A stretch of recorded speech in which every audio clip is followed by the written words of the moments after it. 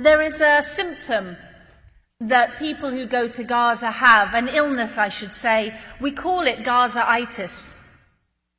And it's actually not something that poisons you, it's a blessing, but it makes you ill. You see, anybody who goes to Gaza from the outside with an open heart, we want to go back. We want to go back as often as we can. Now, I didn't know this in 2006 when I made an excuse to go back to Palestine. I just knew I wanted to meet the people again. And this time, I had an experience of going through Erez. Erez is like a visit to hell. The people of Gaza, they don't frighten easily, but if you say Erez, everybody shudders. Erez is the checkpoint from hell, a place of ritual humiliation, a place where voices you can't see shout at you to take bits of your clothing off, pick things up, take things off, open this, shut that, for miles and miles. I was there waiting to leave. I'd done some writing and I was about to leave, and it was 10 o'clock in the morning. And I knew that as a foreigner I had a chance to get through in 3 hours. And I realized that I'd need a taxi at 1 o'clock in the afternoon. Now, I spoke to you earlier about dawah. Listen to this. I looked in my bag and I thought, how am I going to get a taxi from Erez in Israel to Jerusalem? I'm going to be stuck. I looked in my bag because I keep cards when I travel. And the card said, Jamal-Taxi Driver-Al-Quds. I thought, brilliant. I'll call him. There's no way that he'll come all the way from Jerusalem to Gaza to the Erez crossing, but still he might know another taxi driver and he won't remember me, but he seemed like a nice guy. This is the conversation. Hello, is that Jimmy Jamal? Is that Lauren Booth? The Son of Allah has arisen again over our blessed land. My wife will stop crying, my children will eat again. Allahu Akbar, welcome back to your home, we have missed you. Subhanallah, one taxi drive? The love these people give. The love of the language of Arabic that we've been given.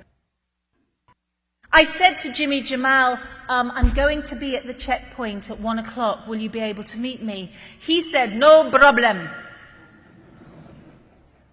But that's not what happened, brothers and sisters. At 10 o'clock in the morning at the Erez checkpoint, I was with World Health Organization workers, members of the UN, members of the general public in Palestine, some ministers from the Fatah government, the Minister for Airlines. The Israelis kept us waiting. And there was an old lady in a wheelchair, and she was proudly telling everybody her story. I'm going to America, she said. My son lives in America. My son is paying for me to have expensive operation in America, and I'm going to walk again because I'm going to America.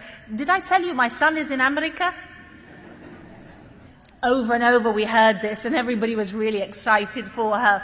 And around 11 o'clock she was called through the horrible checkpoint and she was wheeled off, and we waved her off as she went to her adventure to America. At midday she was wheeled back. She said, I don't think they're going to let me go. They said they don't have coordination. This is a big game. Coordination is imaginary. It's somebody flicking a switch or ticking a box. She had coordination. She had permission. We all rallied round and said to the Palestinian coordinator, make them take her or we're going to cause some problems.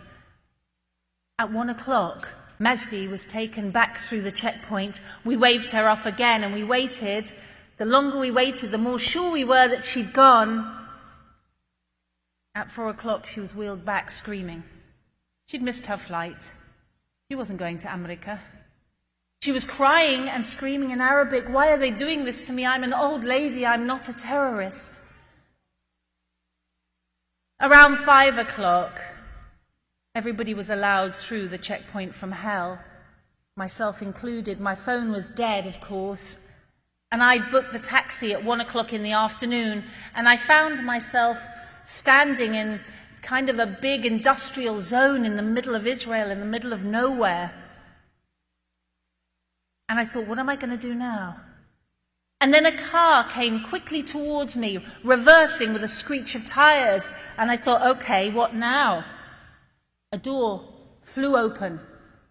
And Jimmy Jamal said, "Salam alaikum. You ordered a taxi?" I was confused. I said, yes, I ordered a taxi, but for 1 o'clock, 5 hours ago. He said, yes, I waited. I said, I'm sorry, you waited 5 hours? He said, of course. I said, why? He said, because I'm Muslim, and a Muslim would never leave a woman on her own and at risk. I got into his car and I started to cry.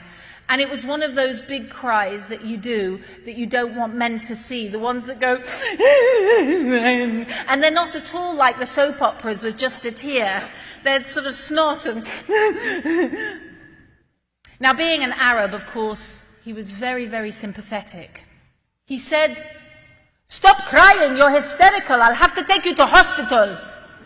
But I couldn't stop crying. You're so nice and they're so horrible and it's so wrong.